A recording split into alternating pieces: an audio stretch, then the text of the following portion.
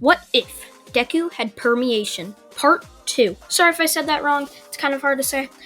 And please go check out Anime Collects, link in the description, my second channel, and I will be doing a part 2 for What If Asta Was a Saiyan on that. So let's get right into the video. Now, where I left off, Izuku just watched the acceptance letter into UA. He is now walking to school. As he gets there, and he ends up just going to his seat, which is behind Bakugo. Bakugo never even yells at him for being there. Deku never even met Bakugo. Uchaku Uraraka walks in and it's like, "Oh, thank you for saving me. If it wasn't that, I don't know where I'd be right now." Suki just rubs the back of his head and is like, "Yeah, you're welcome, I guess."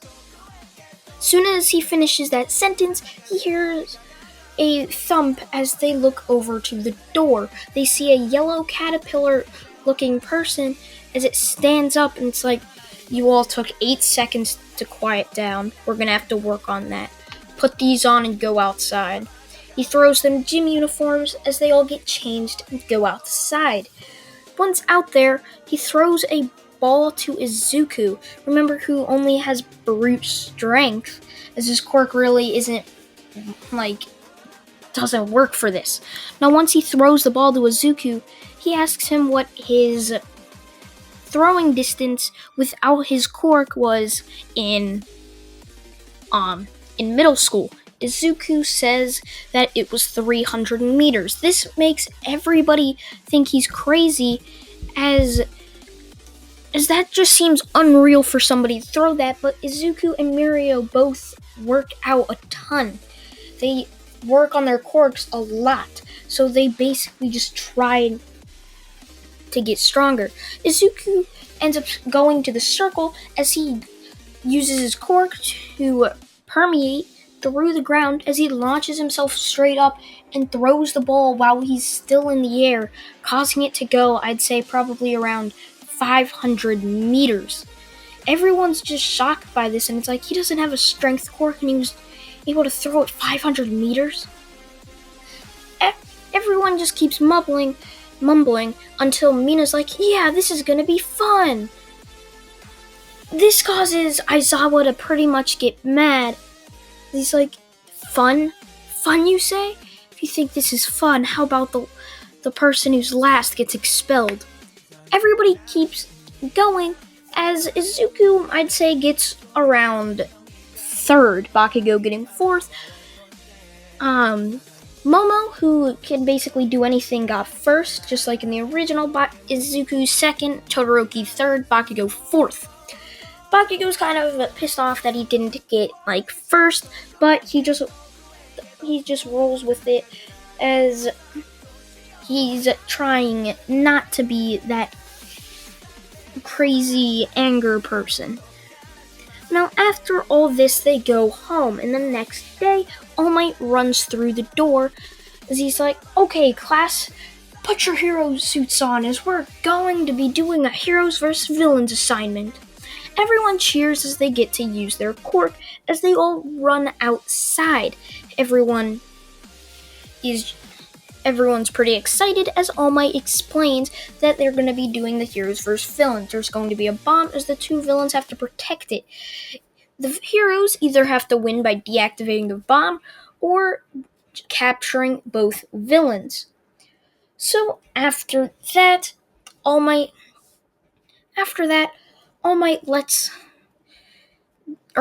does a raffle as he sees that Izuku and Uraraka are on a team, as Ida and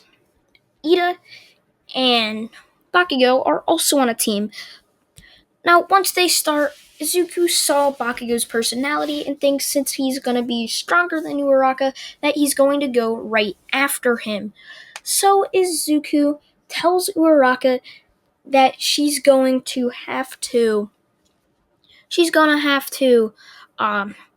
tells Uraraka that she's probably going to have to go around Bakugo and try to get the bomb.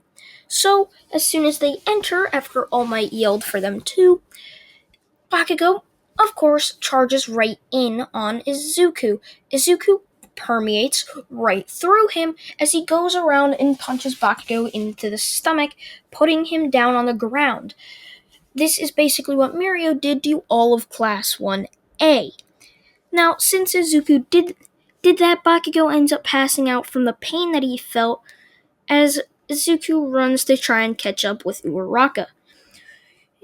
Izuku ends up hearing through his earpiece that Uraraka found the bomb. It's on the 5th floor in the 6th room. Izuku runs up there to see Uraraka hiding behind a pillar with Ida just talking to himself. Suku ends up telling Uraraka to just charge right in on Ida as he's going to go underground. Suku permeates through the ground and through the floor as Izuku gets ready as he jumps up and permeates through the other ground right behind the bomb as he touches it with Uraraka distracting Ida. That wins the hero's first villain's assignment. Both of them cheer as they're like, yeah, we just won. As they go back, the next day, Aizawa tells them that they're gonna have to vote for a class president. Everyone starts arguing who should do it until Ida tells them that they need to do something dignified or like something together that won't be like stupid, or they have to do something together, or voting perhaps like democracy. So Izuku and Momo are ending up being voted just like in canon. Izuku doesn't give it away as he knows that he basically one up Mirio, because I'm not sure if Mirio's the class president, but he knows since Mirio, I'm going to say, is not the class president, he's basically one upping him right now. So after this, they all go to lunch. Now, once there, they hear something going level 3 security breach, as they all get confused as they ask a third year. They ask what's happening as the third year says that that's never happened the entire time they've been there. And it must mean that there's an actual intruder inside. This causes them to sort of freak out, but Izuku doesn't really as he stays there and just finishes eating his food. Now, after finishing his food, he goes and looks out the window to see that it's just the press. He gets up on top of a table and starts to yell that it's just the press. Everyone ends up settling down as they go back to their classroom, as Ida starts telling them how she's disappointed with this school, as they're trying to become the next generation of heroes, and they're trying to run away from villains if they even were there. Both Izuku and Uraraka nod at this as they go back into the classroom. Once there, Aizawa tells them just to go home as they do that. Now, the next day, everyone goes in as Aizawa announces that they will be going to the USJ and to get their hero suits on.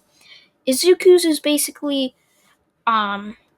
this one, it's like he has a cape. He's not like Lemillion, he just has like this type of cape thing with like the green and red, basically. So after this, basically they get on the bus and start driving to the USJ. Once they get there, 13 starts explaining how quirks are really dangerous and could be used for harming others. Class 1A nods at this, thinking how dangerous it might be if her quirk was in the hands of a villain who could suck something into their finger and just turn them into matter, like nothing, just plain atoms into the air. As they're explaining this, Kirishima yells out, "Cool, they even have fake villains here?" Aizawa turns around to see a bunch of villains going through a portal. She yells at 13 to keep the students safe, and to stay back that these are real villains. And that's where I'm going to leave it off, guys. Hope you guys did enjoy What If Deku Had Permeation Part 2. See ya, guys. Bye.